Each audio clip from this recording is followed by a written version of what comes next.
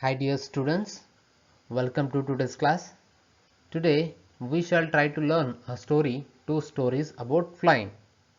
In this lesson there are two stories. First one is His First Flight, written by Liam O.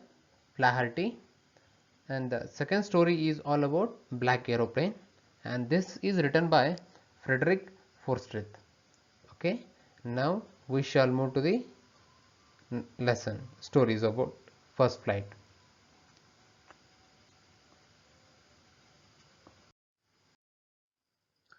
His First Flight, written by Liam O. Flaherty. Every first step in life needs courage and self-confidence. Is that true? Do you agree with this? If so, then to cover a distance of 100 miles, we have to take a first step. Yes, as the picture predicts that a child is trying to walk towards something to achieve. So in this way, this lesson has been constructed very beautifully. We shall move on. In this story, the young seagull was afraid to fly. He lacked confidence. He was fearful of the vast expanse of sea beneath him. He was not trying. His parents, brothers and sisters tried their level best to encourage and boost his morale. So this is what all about the story. Okay, coming to its introduction. It is an account of a young bird that is afraid to fly for the first time. He believes that his wings would not support him. Despite his younger siblings flying fearlessly with much shorter wings, he could not gather the courage to do the same. He was punished to stay hungry if he did not try. Thus, it was his mother that compelled him to fly by using food as a trap. The lesson reflects how one hesitates to take the first step and then fear is all in the mind. One should trust one's abilities because the fear of suffering is worse than the fear of suffering is worse than the suffering itself. Fine. Now we shall move to the coming to the first line of the story. The young seagull was alone on his ledge. His two brothers and his sisters had already flown away the day before. He had been afraid to fly with them. Somehow, when he had taken a little run forward to the brink of the ledge and attempted to fly his wings, he became afraid. The great expanse of sea stretched down beneath, and it was such a long way down, miles down. He felt certain that his wings would never support him. So he bent his head and ran away back to the little hole under the ledge where he slept at night. So this is the first paragraph. We have read it out. In the sense, the story is about a seagull who is at the stage of life where he has to learn to fly. Unlike his younger brothers and sisters, he is too afraid to fly. When all of them went for flying for the first time near the edge of the sea, all of them except him succeeded, but he didn't. He could not trust his wings. He got terrified by the vast sea, vast in the sense very big sea, large sea, and got convinced that he could never fly. As a result, he was ashamed and disheartened and thus went inside the ledge where he usually used to sleep. Okay, hope you are clear with the first paragraph. We'll move on. Even when each of his brothers and his little sister, whose wings were far shorter than his own, ran to the brink, flapped their wings, and flew away, he failed to muster up courage to take the plunge which appeared to him so desperate. His father and mother had come around calling him shrilly, upbraiding him, threatening to let him starve on his ledge unless he flew away. unless he flew away. But for the life of him he could not move. Here, flapped in the sense move, moving up or moving down when flying or preparing to fly. Muster in the sense together. Plunge means jump or dive. Shrilly in the sense with a high pitched and piercing voice or sound. Upbraiding in the sense scolding or scold. So coming to its description, his younger siblings managed to take their first flight despite their wings being shorter than his. But he could not summon the courage, though he tried to fly so desperately. He was scolded by his parents for not trying again, but he was so afraid that he could not even move. Okay, moving to next paragraph. That was 24 hours ago. Since then, nobody had come near him. The day before, all day long, he had watched his parents flying about with his brothers and sisters, perfecting them in the art of flight, teaching them how to skim the waves and how to dive for fish. He had, in fact, seen his older brother catch his first herring and devour it, standing on a rock, while his parents circled around, raising a proud cackle. And all the morning the whole family had walked about on the big plateau midway down the opposite cliff, taunting him with his cowardice. Here, here cowardice in the sense lack of bravery. Means not having enough courage in order to fly. Cackle in the sense laugh in a loud or harsh way. Devour means eating quickly. And lastly, herring in the sense a soft finned sea fish. Means it's a kind of fish which is very soft. So what does this paragraph say? Now he had been alone for a day after he tried because his parents were busy focusing on his siblings. They helped his siblings master the art of flying and diving for food. Food in the sense for fish. His older sibling even caught his first fish, which he proudly ate at a rock while his parents celebrated it. That morning, his parents taunted him all the way for being a coward. Hope you have you are clear with the paragraph. Now we will move next. The sun was now ascending the sky, blazing on his ledge that faced the south. He felt the heat because he had not eaten since the previous nightfall. He stepped slowly out to bring off the ledge, and standing on one leg with the other leg hidden under his wing, he closed one eye, then the other, and pretended to be falling asleep. Still, they took no notice of him. He saw his two brothers and his sister lying on the plateau dozing with their heads sunk into their necks. His father was preening the feathers on his white back. Only his mother was looking at him. She was standing on a little high hump on the plateau, her white breast thrust forward. Now and again, she tore a piece of fish that lay at her feet and then scraped each side of her beak on the rock. The sight of the food maddened him. How he loved to tear food that way, scraping his beak now and again to wet it. In the sense, the sun had now risen and he was feeling the heat more than ever because he was empty stomach since the night before.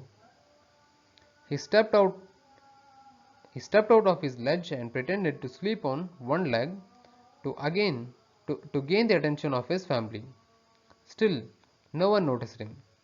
His siblings were sleeping, his father was cleaning his feathers with his beak, and his mother was standing on another plateau eating fish while she noticed him.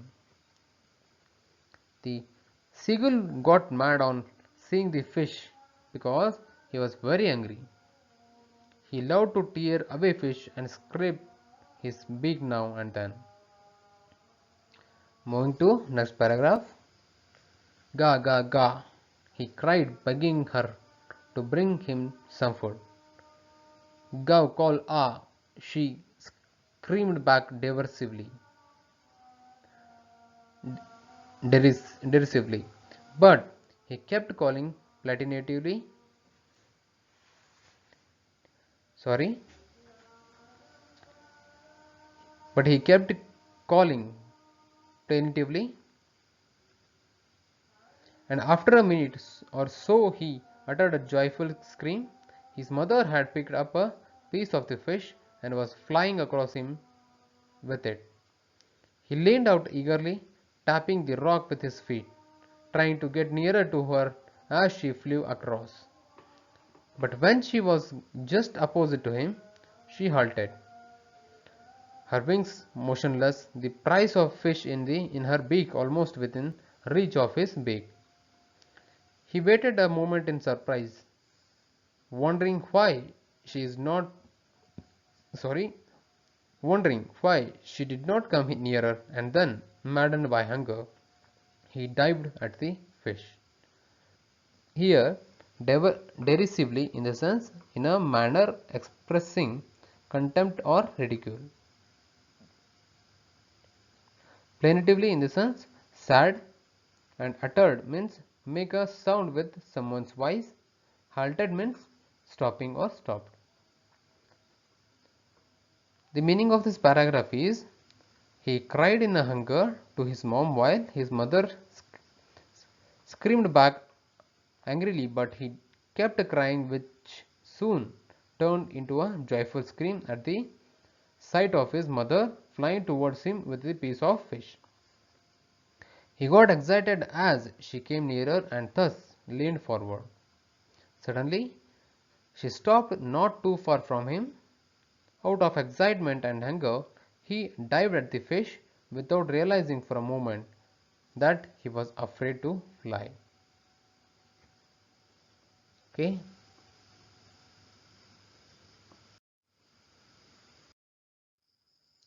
With a loud scream, he fell outward and downwards into space. Then a monstrous terror seized him, and his heart stood still. He could hear nothing, but it only lasted a minute. The next moment he felt his wings spread outwards. The wind rushed against his breast feathers, then under his stomach and against his wings. He could feel the tips of his wings cutting through the air. He was not falling headlong now. He was soaring gradually downwards and outwards. He was no longer afraid. He just felt a bit dizzy. Then he flapped his wings once and he soared upwards. Ga ga ga, ga ga ga, go ko ah. His mother swooped past him, her wings making a loud noise.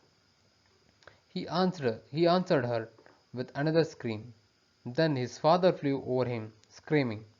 He saw his two brothers and his sister flying around him, curveting and banking and soaring and diving.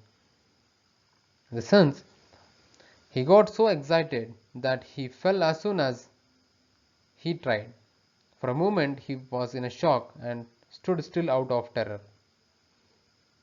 All this lasted only for a moment, and soon his feathers opened, and as he fled, he could feel the wind against his breast feathers, stomach and his wings. He could feel himself cutting through the air. He was not afraid anymore. He was just a bit nervous, but then his mother accompanied him. The whole family screamed out of excitement, thus celebrating his victory over fear. Then he completely forgot that he had not always been able to fly, and commended himself to dive and soar and curve, shrieking shrilly. He was near the sea now, flying straight over it, facing straight out over the ocean. He saw a vast green sea beneath him, with little ridges moving over it, and he turned his beak sideways and cawed amusedly. Shrieking in the sense, making a high-pitched, piercing cry or sound.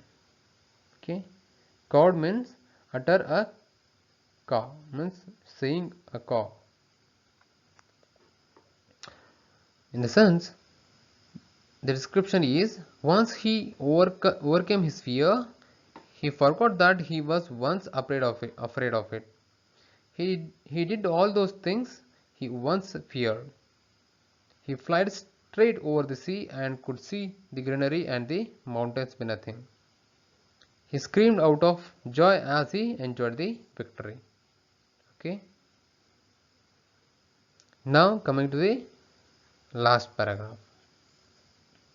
His parents and his brothers and sister had landed on the green flooring ahead of him. They were beckoning to him, calling shrilly. He dropped his legs to stand on the green sea. His legs sank into it. He screamed with fright and attempted to rise again, flapping his wings.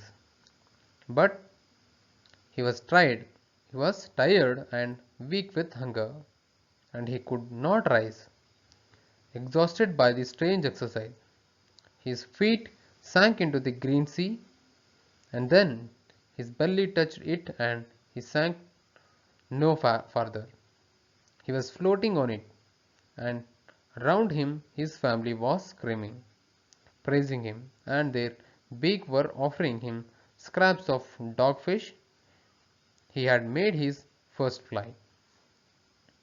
Here, beckoning in the sense gesture. Okay.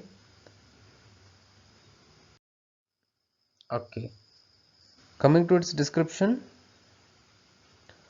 When he landed, his family landed along with him as a gesture that they were very proud of him. They were screaming and shouting in excitement in their high-pitched voices. Means they were screaming with a high pitch. Means they were very proud of him as he has as he has made his first flight and he has fulfilled his hunger on his own. Then he then went into the sea where at first he got scared and thus panicked. He tried escaping but got tired and weak because he was hunger. Thus, when he calmed down, he started floating in the sea he was once afraid of. His family was celebrating in excitement and offered him food as praise. Finally, he had overcome his fear and had made his first flight. So, this is the story. Coming to the moral of the lesson. So, ultimately, our own efforts could lead us to the path of success. At the end, the young seagull could fly because he himself made an attempt. So this is what all about the story of the first flight. So once again I will explain you the summary of this lesson story.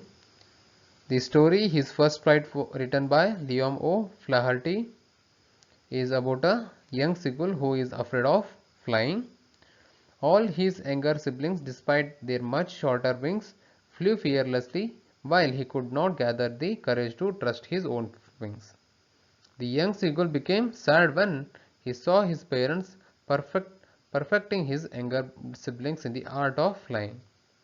His parents scold and taunt him for not even trying. They even call him a coward. They tell him a lot to try at least, and then threatening him to leave him alone and hungry if he does not. The following day, he is left in isolation, and upon feeling hungry, he tries to speak with the attention of his family members. Only his mother, who is buttering a fish in an attempt to eat it, notices his son. The young seagull cries out of starvation, hoping his mother would help. On seeing his mother come to him with the fish, he gets excited, but on noticing that his mother stopped him midway, he gets maddened out of hunger and takes a dive at the fish. Forgetting for a moment that he is afraid to fly, finally he took his first flight, all the family members celebrating his victory by cheering and dancing around him. He also attempts at floating in the sea that he was once afraid of. Thus, he overcomes his fear and realizes that it is all in the mind. I think you got the lesson. Now we shall wind off class for today's here only. Okay, thank you.